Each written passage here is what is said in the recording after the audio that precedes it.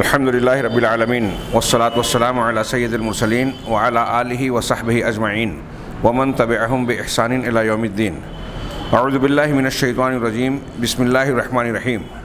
قل یا ایہا الکافرون لا اعبد ما تعبدون ولا انتم عابدون ما اعبد ولا انا عابد ما عبدتم ولا انتم عابدون ما اعبد لکم دینکم ولی دین۔ محترم حاضرین، الدروس المہمہ کے سلسلے میں یہ صورت جو میں نے ابھی تلاوت کی بڑی مشہور ہے۔ امید ہے کہ تمام ہی لوگوں کو یہ حفظ ہوگی۔ اسے ہم مشہور معروف معتبر قراء کی قرأت کو سن کر اپنی تجوید اپنی ادائیگی درست کریں، پھر اس کے معنی اور مفہوم کو بھی ذہن نشین کریں۔ اسے سورۃ الکافرون کہا جاتا ہے، اس لیے کہ اللہ تبارک و تعالیٰ نے اس صورت میں کے آغاز ہی میں پہلی آیت میں کافروں کو خطاب کیا ہے۔ دنیا میں انسانوں کی تین قسمیں ہیں ایمانی اعتبار سے، یا تو مومنین ہیں یا کافر ہیں یا منافق ہیں۔ ان تینوں کے نام سے قرآن میں ایک ایک صورت ہے، سورۃ المومنون، سورۃ المنافقون اور یہ سورۃ الکافرون۔ اس میں اللہ تبارک و تعالیٰ نے کافروں سے خطاب کر کے جو بات بیان کی ہے، اس کی روشنی میں اہل علم بیان کرتے ہیں کہ اس صورت کا مضمون اخلاص فی العمل پر مشتمل ہے۔ کس طرح سے اخلاص کہ بندہ اس کے مضمون کو جب مانتا ہے پڑھتا ہے تو گویا اپنے آپ کو عملی طور پر قولی اور عملی اعتبار سے شرک سے اور مشرکین سے بری قرار دیتا ہے، کفار و مشرکین سے لا تعلقی کا اظہار کرتا ہے۔ سورۃ الاخلاص، قل هو اللہ احد اللہ الصمد، یہ کہتے ہیں کہ اخلاص فی العلم ہے، علم اور عقیدے کے اعتبار سے جو ہم مانتے ہیں وہ علم کے اعتبار سے اخلاص ہے، اور سورۃ الکافرون میں عبادت اور عمل کے اعتبار سے اخلاص کا ذکر ہے، شرک اور مشرکین سے براءت کا ذکر ہے۔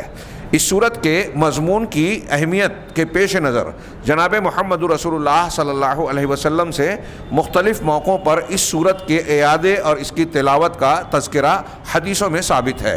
جیسے حضرت جابر رضی اللہ تعالیٰ عنہ کی روایت صحیح مسلم میں ہے کہ اللہ کے رسول صلی اللہ علیہ وسلم اس صورت کو اور قل هو اللہ احد کو، یعنی قل یا ایھا الکافرون اور قل هو اللہ احد کو طواف کی 2 رکعتوں میں پڑھتے تھے۔ طواف کرنے کے بعد 2 رکعت طواف کی پڑھی جاتی ہے مقام ابراہیم کے پاس، یا پھر جہاں موقع ملے، یہ مشروط تو وہی ہے۔ تو ان 2 رکعتوں میں پہلی رکعت میں قل یا ایھا الکافرون اور دوسرے میں قل هو اللہ احد پڑھا جائے۔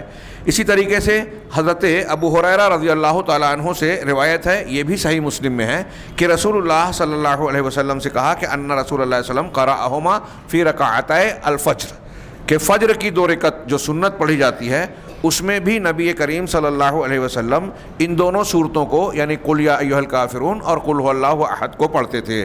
تیسری روایت جو امام احمد، ابو داؤد، نسائی اور ابن ماجہ میں مروی ہے، حضرت ابی بن کعب رضی اللہ تعالیٰ عنہ سے روایت ہے۔ وہ کہتے ہیں کانا رسول اللہ صلی اللہ علیہ وسلم یقرأ فی الوتر بسبح اسم ربک الاعلی وقل یا ایھا الکافرون وقل هو اللہ احد، کہ اللہ کے رسول صلی اللہ علیہ وسلم وتر کی نماز میں جو 3 رکعت آپ پڑھتے تھے، اس میں پہلی رکعت میں سورہ اعلیٰ یعنی سبح اسم ربک الاعلی پڑھتے تھے جو ابھی ہم نے پڑھی، اور دوسری رکعت میں قل یا ایھا الکافرون پڑھتے تھے، تیسری رکعت میں قل هو اللہ احد پڑھتے تھے۔ یہ کچھ فضیلت کے عمل ہے، صرف اتنا ہی نہیں بلکہ نبی کریم صلی اللہ علیہ وسلم مغرب کی جو 2 سنتیں پڑھتے تھے اس میں بھی ان دونوں صورتوں کے پڑھنے کا ذکر ہے۔ اسی طریقے سے صحیح الجامع میں ایک روایت ہے کہ جو شخص سونے کے وقت بستر پر جب جائے تو سونے کے وقت سورۃ الکافرون کو پڑھے گا، یہ اس کے لیے شرک سے براءت ہوگی۔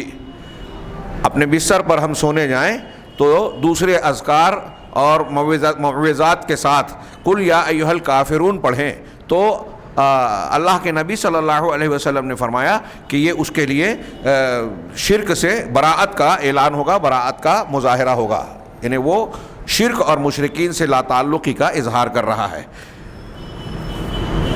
اللہ تبارک و تعالیٰ نے یہ اللہ کے نبی صلی اللہ علیہ وسلم کا یہ اہتمام اس صورت کو بار بار مختلف نمازوں میں پڑھنا یہ کافی ہے اس سورہ کریمہ کی اہمیت و افادیت کو بیان کرنے کے لیے اور اس کی فضیلت کو۔ اللہ تبارک و تعالیٰ نے جیسا کہ عرض کیا گیا شرک، مشرکین، کفر اور کافرین سے براءت کا اس میں اظہار کیا۔ عام طور سے مفسرین نے اس صورت کے نزول کا پس منظر یہ بیان کیا کہ کفار مکہ جناب محمد رسول اللہ صلی اللہ علیہ وسلم کی دعوت توحید سے بڑے نالاں تھے کہ ہم اپنے معبودوں کو جو آباء و اجداد سے پوچھتے چلے آ رہے ہیں کس طرح چھوڑ دیں۔ تو انہوں نے اللہ کے نبی صلی اللہ علیہ وسلم کو اپنی دعوت حق اور دعوت توحید سے روکنے کی مختلف کوششیں کی، الگ الگ تجاویز پیش کی، تدابیر اختیار کی، مختلف موقعوں پر آپ کے سامنے سمجھوتے کی شکلیں پیش کی، اور یہ بھی کہا کہ اگر آپ چاہیں دولت چاہتے ہیں تو اس کا ڈھیر لگا دیتے ہیں، کسی خوبصورت لڑکی سے شادی کی خواہش ہے تو اسے پیش کر دیتے ہیں، ہماری سرداری یا بادشاہت کی خواہش ہے تو اس کے لیے بھی تیار ہیں۔ یہ سب اللہ کے نبی صلی اللہ علیہ وسلم نے ٹھکرا دیا۔ اس کے بعد جو ہے آخری میں ایک تجویز یہ بھی پیش کی کہ ایسا کیجئے کہ آپ جو ہے ہم سے سمجھوتا اس بات پر کر لیں کہ 1 سال ہم آپ کے معبود اللہ تبارک و تعالیٰ کی عبادت کریں گے، لیکن شرط یہ ہے کہ دوسرے سال آپ اللہ کے ساتھ ساتھ ہمارے معبودوں کی پرستش کریں۔ یہ انتہائی شرارت انگیز سمجھوتے کی شکل تھی، یہ باطل کا سازشی پہلو ہوتا ہے۔ مسلمانوں کی توحید تباہ ہو گئی، اور کفار مکہ تو بذات خود بھی اللہ رب العالمین کو رب العالمین مانتے تھے، اللہ تبارک و تعالیٰ کو کائنات کا خالق و مالک جانتے تھے، تو وہ اللہ تبارک و تعالیٰ کو مان رہے ہیں، عبادت کر رہے ہیں، حق کے ساتھ وہ باطل کے ساتھ وہ حق بھی مانتے تھے، اور اللہ کے رسول صلی اللہ علیہ وسلم توحید کے داعی، توحید کے علمبردار، اس کے داعی تھے۔ اس میں ظاہر سی بات ہے کہ وہ اگر دوسرے معبود کو اختیار کرتے، قبول کرتے، تو یہ حق کے ساتھ باطل کی آمیزش ہو جاتی۔ توحید کے معاملے میں اللہ تبارک و تعالیٰ کی تعلیم، تمام رسولوں کا طریقہ اور قرآن کا یہ اعلان اور ایسی بہت ساری آیتیں اس بات کی صریح تعلیم دیتی ہیں کہ شرک، مشرک اور کفر اور کافروں کے ساتھ اس معاملے میں سمجھوتے کی کوئی گنجائش، کوئی راستہ نہیں ہے۔ چنانچہ اللہ تبارک و تعالیٰ نے ان کی اس تجویز کے جواب میں ان کو اعلان کرتے ہوئے کہ آپ اے نبی اعلان کیجئے، قل، ان سے کہہ دیجئے، اعلان کے ساتھ بیان کیجئے، یا ایھا الکافرون، اے کافرو، یعنی جو اللہ کا انکار کرتے ہو، یا تو اللہ کا انکار کرتے ہو اس معنی میں کافر، یا اس لیے بھی کافر ہیں کہ اللہ کو ماننے کے ساتھ ساتھ اوثان و اصنام اختیار کردہ دوسرے معبودوں کی بھی پوجا پرستش کر رہے ہو، ایسا کرنے والا بھی کافر ہو جاتا ہے۔ اس پر آگے کہا لا اعبد ما تعبدون، میں اس کی عبادت نہیں کر سکتا جس کی تم عبادت کرتے ہو، لا اعبد، میں نہیں کر سکتا عبادت جس کی تم کرتے ہو، یعنی اب اصنام و اوثان کی جنہیں تم لوگوں نے اللہ تعالیٰ کا شریک ٹھہرا رکھا ہے، اللہ تعالیٰ کا ہمسر اور حصے دار بنا رکھا ہے اس کی عبادت میں، میں ایسا نہیں کر سکتا کہ ان لوگوں کو پوجوں جن کو تم پوج رہے ہو۔ میرا راستہ توحید کا ہے، اور یہ توحید شرک کو کسی بھی قیمت پر کسی بھی درجے میں قبول نہیں کر سکتی۔ وَلَا أَنْتُمْ عَابِدُونَ مَا أَعْبُدُ، اور ہاں تم لوگ بھی ان کی عبادت، اس کی عبادت کرنے والے نہیں ہو جس کی میں عبادت کرتا ہوں، تم بھی اس کی عبادت نہیں کرتے یا کرنے والے ہو جس کی میں عبادت کرتا ہوں۔ یہ ان تمام لوگ مراد ہے سے جو کفر پر قائم رہنے والے ہیں، اس میں سے وہ مستثنیٰ ہو جائیں گے جنہیں اللہ کی توفیق سے ایمان کی دولت ملی اور انہوں نے توبہ کر کے اسلام قبول کر لیا۔ چنانچہ اللہ تبارک و تعالیٰ نے کافروں سے کہا کہ تم اس کی عبادت نہیں کرنے والے جس کی میں کرنے والا ہوں۔ یہاں شیخ عبدالرزاق المحسن نے جو تفسیر میں بیان کیا، اسے دوسرے علماء نے بہت اہمیت کے ساتھ بیان کیا، اسے سمجھنا بہت ضروری ہے۔ شیخ محمد بن عبد الوہاب رحمہ اللہ نے کتاب التوحید کے پہلے ہی درس میں جو کتاب التوحید کے عنوان سے قائم کیا، اس میں بھی اس کا تذکرہ کیا، اشارہ کیا مسائل میں کہ یہاں قابل غور بات یہ ہے کہ یہ کفار مکہ، آپ غور کیجئے، پڑھیے، قرآن خود کہتا ہے کہ کفار مکہ اللہ تبارک و تعالیٰ کی عبادت بھی کیا کرتے تھے، اللہ تعالیٰ کی عبادت کیا کرتے تھے۔ قرآن نے کہا نا کہ وہ طواف کرتے تھے ننگے ہو کر، تلبیہ پکارتے تھے اپنے شریکوں کو، معبودان باطلہ کو شریک کر کے۔ اسی طرح جب کشتی پر سوار ہوتے تھے تو دعاء اللہ مخلصین لہ الدین، اللہ تعالیٰ کے لیے دین کو خالص کر کے، دعا کو خالص کر کے پکارتے تھے۔ اس وقت صرف اللہ سے دعا مانگتے تھے، تو یہ اللہ کی عبادت ہوئی کہ نہیں ہوئی؟ تو اللہ کی عبادت وہ کرتے تھے۔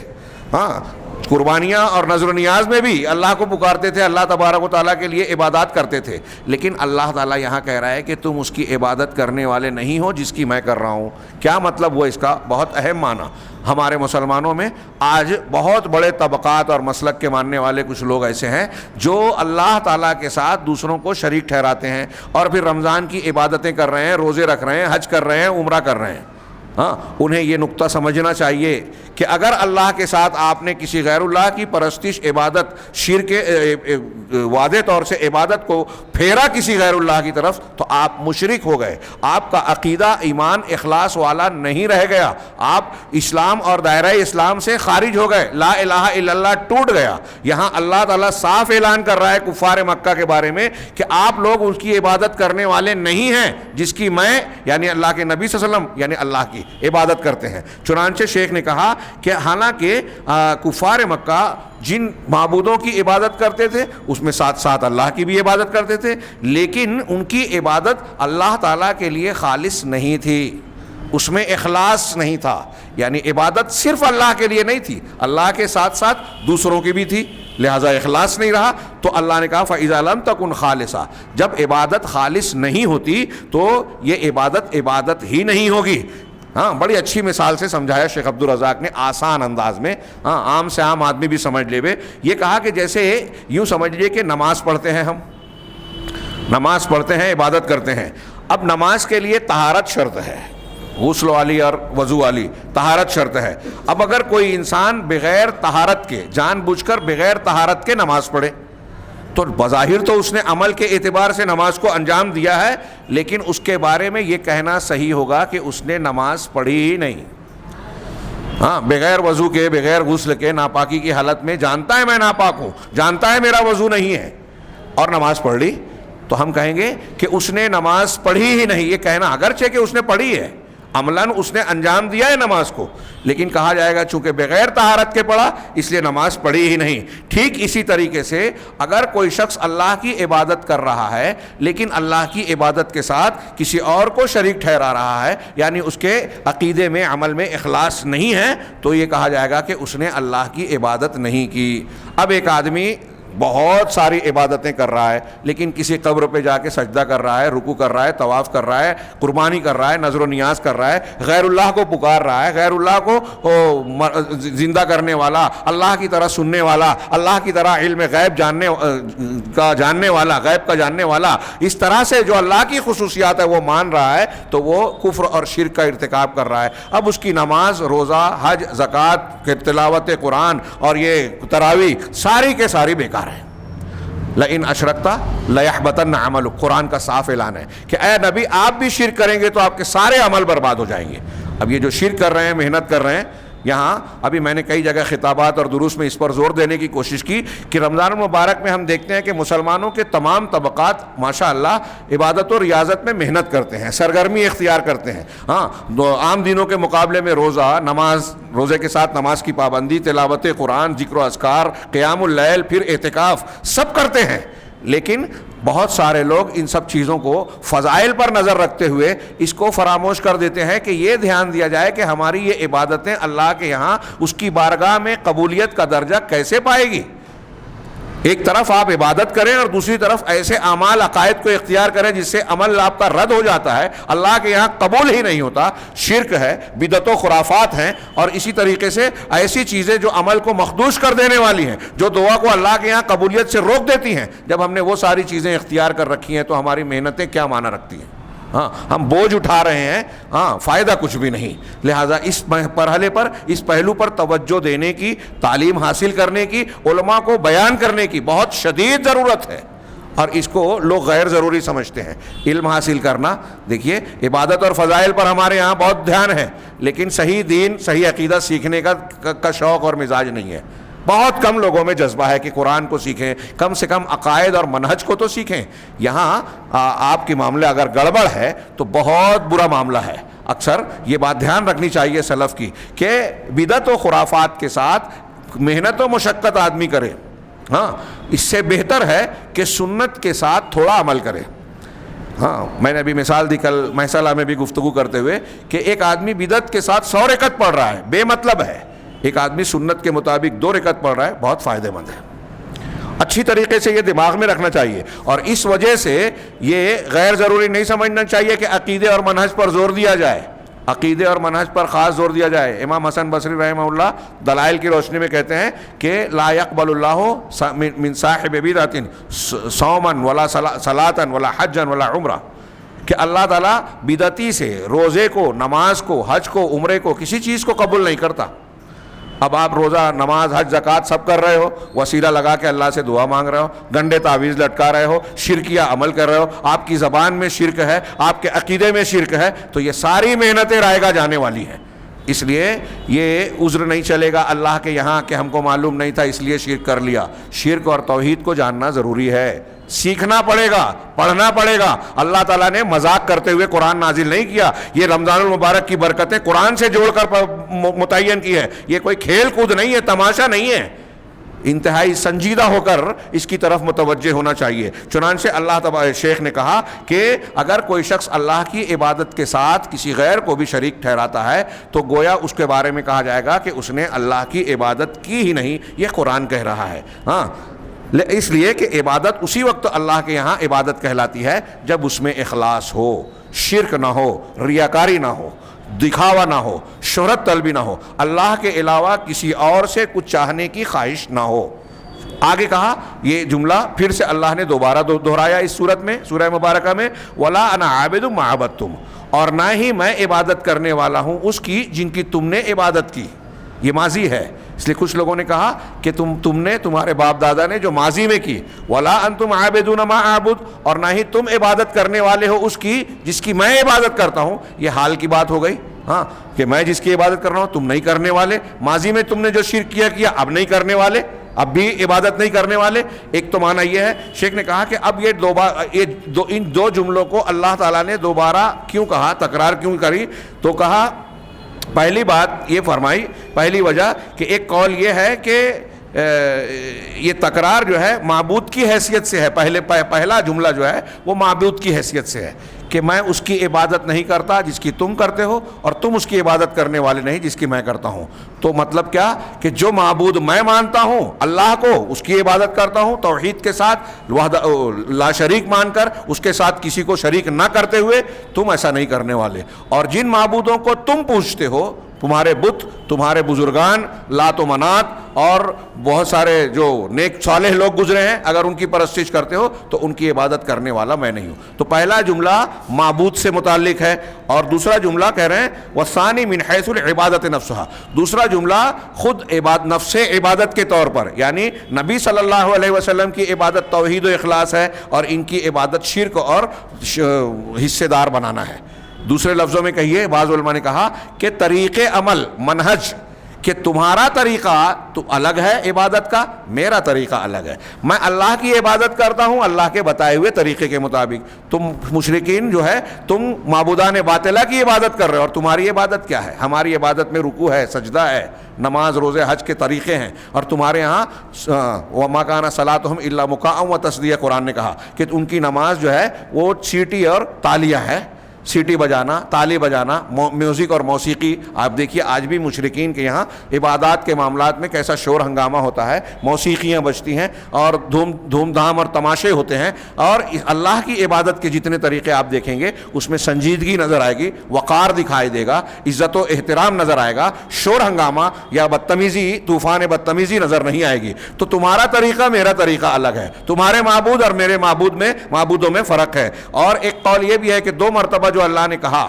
کہ ایک تو یہ کہ اس کا ایک معنی ہے کہ تکرار سے تاکید ہوتی ہے کہ اللہ تبارک و تعالیٰ نے مؤکد کر کے کہا تم جس کی عبادت کرتے ہو میں نہیں کرتا، میں جس کی عبادت کرتے ہو تم کرنے والے نہیں. تو دو مرتبہ یہ جملہ کہہ کے بات کو مضبوط کیا. جیسے سورہ رحمان میں فَبِأَيِّ آلَاءِ رَبِّكُمَا تُكَذِّبَانِ بار بار کہا، سورہ مرسلات میں وَيْلٌ يَوْمَئِذٍ لِّلْمُكَذِّبِينَ بار بار کہا. ایسے یہاں 2 مرتبہ یہ کہہ کے تکرار کیا جس سے تاکید کا، بات کو مضبوط بنانے کا مفہوم نکلتا ہے. اور کچھ لوگوں نے فرق بھی بتایا. اس میں ایک قول یہ بھی نقل کیا شیخ عبدالرزاق نے کہ پہلی مرتبہ جو اللہ نے کہا کہ تم اس کی عبادت کرنے والے نہیں جس کی میں کرتا ہوں، میں اس کی کرنے والا نہیں جس کا تم کرتے ہو، تو پہلا جملہ وجود فعل کے لیے ہے. ہاں، کہ میری عبادت، میرا عمل پایا جاتا ہے، تمہارا عمل نہیں ہے، اور تم اس کا عمل کو نہیں کرنے والے جو میں عمل کرتا ہوں۔ اور دوسرا جملے سے مطلب یہ ہے کہ یہ جو تمہارے بارے میں اور میرے بارے میں بیان کیا جا رہا ہے، یہ وصف لازم بن گیا، یعنی تمہاری خاص خصوصیت اور لازمی صفت بن گئی، اور میں اللہ کی توحید اور صرف اسی کی عبادت کرتا ہوں، یہ میری صفت لازمہ بن گئی، یہ میرا وصف ہے، پہچان ہے۔ اور تمہاری پہچان یہ ہے کہ تم سب کی پوجا کرتے ہو، مختلف لوگوں کی۔ اللہ نے آخری جملے میں فرمایا لکم دینکم ولی دین، تمہارے لیے تمہارا دین ہے اور میرے لیے میرا دین۔ یہ ان سے اور ان کے دین سے براءت ہے۔ اللہ کے نبی کہہ رہے ہیں تمہارے لیے تمہارا دین، مطلب یہ کہ تمہارے دین کو میں نہیں مان سکتا، اس میں سمجھوتا نہیں ہوگا، اس میں کوتاہی اور مداہنت اختیار نہیں کی جائے گی۔ آج کل ہمارے یہاں لوگ رواداری کے نام پر، قومی یکجہتی کے نام پر کیا کچھ کرتے ہیں۔ کچھ لوگ جو ہیں، ابھی واقعات ہوئے کہ گنپتی کے پنڈال میں جا کے شریک ہو رہے ہیں، ان کی پوجا پاٹ میں حصہ لے رہے ہیں، وہاں بت کے سامنے جا کے جو ہے سرسوتی وندنا کے سامنے چراغ روشن کر رہے ہیں۔ کچھ لوگ جو ہے ان کے ایسے جو مشرکانہ میلے ٹھیلے یا اعمال ہیں، عبادات ہیں، ہمارے یہاں بہت سے نوجوان کھلنڈرے ابھی ماضی قریب تک جو ہے وہ ٹیپری وغیرہ میں شریک ہوتے تھے، جو حقیقت میں ان کی دیوی کے گرد طواف ہے۔ وہ لکڑی کھیلتے ہوئے گول گول گھومتے ہیں نا، وہ طواف کرتے ہیں، بیچ میں ان کی مورتی یا تصویر رکھی ہوئی ہوتی ہے، یہ عبادت ہے، اور آپ اس میں شریک ہو رہے ہیں تو مشرکانہ عبادت کا حصہ بن رہے ہیں۔ آپ مان رہے ہیں نہیں مان رہے ہیں، لیکن ان کے عقیدے میں، ان کے عبادت میں حصے دار تو بن رہے ہیں۔ ایسی اور بھی بہت ساری چیزیں۔ پھر اس کے علاوہ عالمی سطح پر، ابھی شعر النساء کے درس میں شیخ ربیع کے درس کے حوالے میں یہ بات آئی کہ ہمارے یہاں ملک عالم اسلام میں کچھ لوگ ایسے پیدا ہوئے، یہود و نصارہ کے ایجنٹ، جو یہ کوشش کرتے ہیں کہ یہودیت کو، نصرانیت کو اور اسلام کو ملایا جائے، اور اس میں ایک طبقہ ایسا ہے جو نصرانیت اور اسلام کو ملانے کی بات کرتے ہیں۔ قرآن کی آیت سے استدلال کرتے ہیں کہ اللہ نے قرآن میں کہا ہے سورہ مائدہ میں کہ لَتَجِدَنَّ أَشَدَّ النَّاسِ عَدَاوَةً لِلَّذِينَ آمَنُوا الْيَهُودَ وَالَّذِينَ أَشْرَكُوا، کہ جو لوگ یہودیوں کو آپ مسلمانوں کی دشمنی میں سب سے سخت پائیں گے، اور ان کو جنہوں نے شرک کیا، ہاں، اور ان کو جنہوں نے کہا کہ ہم نصارہ ہیں، یہ ان کے مقابلے میں مسلمانوں سے مودت اور محبت میں زیادہ قریب ہیں۔ تو اس آیت سے استدلال کر کے اور ایسی کچھ دلیلوں سے کہ دیکھو اللہ تعالیٰ کہہ رہا ہے نصارہ قریب ہے تو ان سے دوستی گانٹ لینا چاہیے، بھائی چارہ اختیار کرنا چاہیے، نصرانیت اور اسلام کو ملا کے چلنا چاہیے، ایسے کچھ داعی عالم اسلام میں لانچ کیے جاتے ہیں۔ اور فیس بک پہ، ٹویٹر پہ آج کل ایسے لوگ بڑے سرگرم نظر آتے ہیں، الگ الگ شکلوں میں جو ہے اسلام پر حملہ کرنے والے۔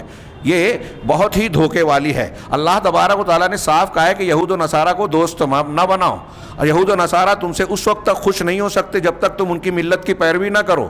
یہاں اس آیت میں صرف یہ کہا گیا کہ یہ لوگ جو ہیں یہ دشمنی میں ان سے کم ہیں، اور یہ سب کے بارے میں نہیں کہا گیا۔ اور کچھ ایسے لوگ جو قسیسین، ان کے علماء، رہبان، نجاشی وغیرہ کے بارے میں قرآن کی آیت نازل ہوئی کہ جب انہوں نے قرآن کو سنا تو ان کی آنکھوں سے آنسو جاری ہو گئے اور انہوں نے اسلام کو قبول کر لیا۔ ان کے اساقفہ جو پادری تھے وہ بھی مسلمان ہو گئے حبشہ میں، جب حضرت جعفر طیار نے ان کے سامنے، ان کے سلسلے میں قرآن کی آیتیں نازل ہوئی سورہ مائدہ کی، ہاں، کہ جب یہ سنتے ہیں قرآن کی آیتیں جو اللہ کی طرف سے نازل کی گئی تو ان کی آنکھوں سے آنسو جاری ہو جاتے ہیں۔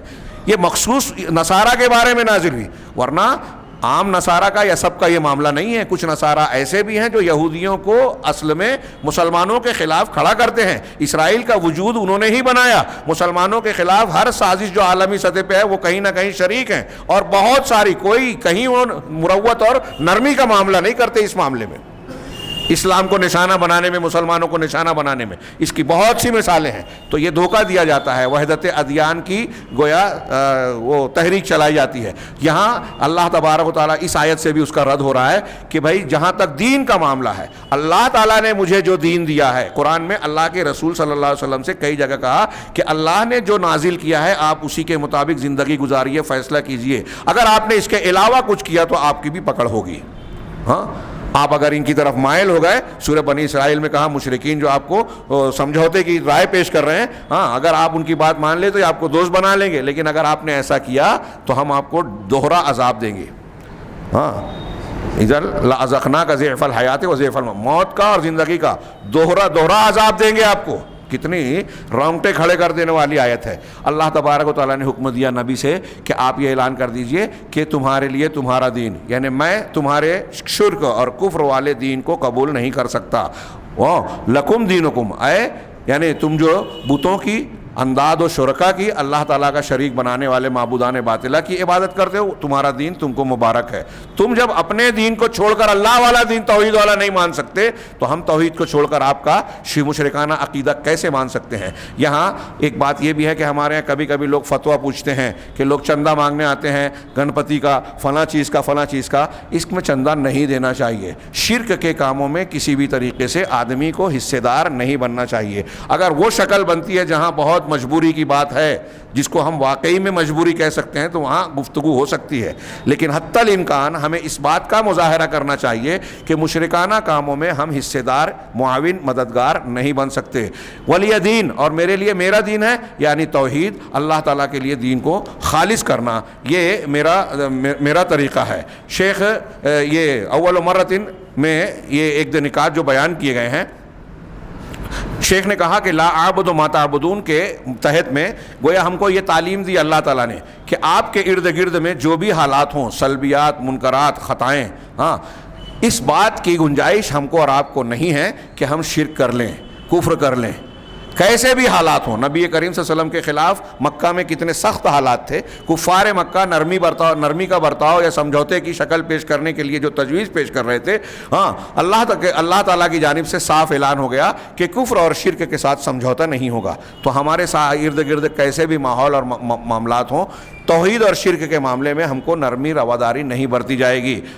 اور یہ صرف غیر مسلموں کی بات نہیں ہے، مسلمانوں میں بھی اگر کوئی شرک کر رہا ہے، اب ہمارے ہاں جو لوگ اتحاد کی دعوت دیتے ہیں کہ اسلامی حکومت قائم کرنی ہے، تو اب اس مسلمانوں کو متحد ہونا ہے۔ اب متحد ہونا ہے تو کہتے ہیں کہ میلاد پڑھو کہ نہ پڑھو، فاتحہ پڑھو کہ نہ پڑھو، قبر پہ جاؤ کہ نہ جاؤ، یہ کرو کہ نہ کرو، سب ایک ہو جاؤ۔ مطلب دوسرے لفظوں میں کہ شرک کرو کہ توحید پہ رہو، ایک ہو جاؤ۔ شرک کے ساتھ اہل توحید ایک کیسے ہو سکتے ہیں؟ یہ اتحاد نہیں ہوگا، اور یہ اللہ تعالیٰ کو مطلوب بھی نہیں ہے۔ کسی نبی نے شرک کو کبھی برداشت نہیں کیا، قرآن نے بھی اعلان کیا کہ اسے برداشت نہ کیا جائے۔ تو ہمارے خلاف حالات کیسے بھی ہوں، توحید پر ثابت قدم رہنا چاہیے، اس میں گویا ہم کو یہ تعلیم دی گئی ہے۔ اور شیخ نے کہا کہ آگے جو اس کے بعد سورہ نصر اذا جاء نصر اللہ تعالیٰ نے فتح اور کامرانی دی، لوگ اسلام میں داخل ہوئے۔ وہ کامیابی اس وقت تک حاصل نہیں ہو سکتی جب تک کہ سورۃ الکافرون میں جو ہم کو تعلیم دی گئی ہے کہ توحید پر جم جاؤ، اسے اختیار کیا جائے۔ تو دونوں میں ایک معنوی ربط ہے کہ آپ اور ہم جب توحید پر جمے رہیں گے تو ہو سکتا ہے کچھ مشقت، کچھ تکلیف کا معاملہ ضرور آئے، لیکن اسی کے بعد جو ہے ہم کو اللہ تعالیٰ کی جانب سے مدد اور نصرت ملے گی، فتح و کامرانی ملے گی۔ اسی طریقے سے اسلام کے معاملات کو حل کرنے کے لیے یہاں اسلام اور کفر یا شرک اور کفر کے ساتھ میں سمجھوتے کہ کچھ تم لے لو، کچھ ہم لے لیں، کچھ تم مان لو، کچھ ہم مان لیں، ایک قدم تم پیچھے ہٹاؤ، ایک قدم ہم۔ یہاں توحید اور کفر میں یہ بات، توحید اور شرک میں یہ بات نہیں چلے گی۔ اللہ تبارک و تعالیٰ سے دعا ہے کہ وہ قرآن کی تعلیمات کو اختیار کرنے اور اس پر عمل کرنے کی ہمیں توفیق دے، اور اس کی برکت سے دنیا اور آخرت میں کامیابی سے نوازے۔ وآخر دعوانا ان الحمد للہ رب العالمین۔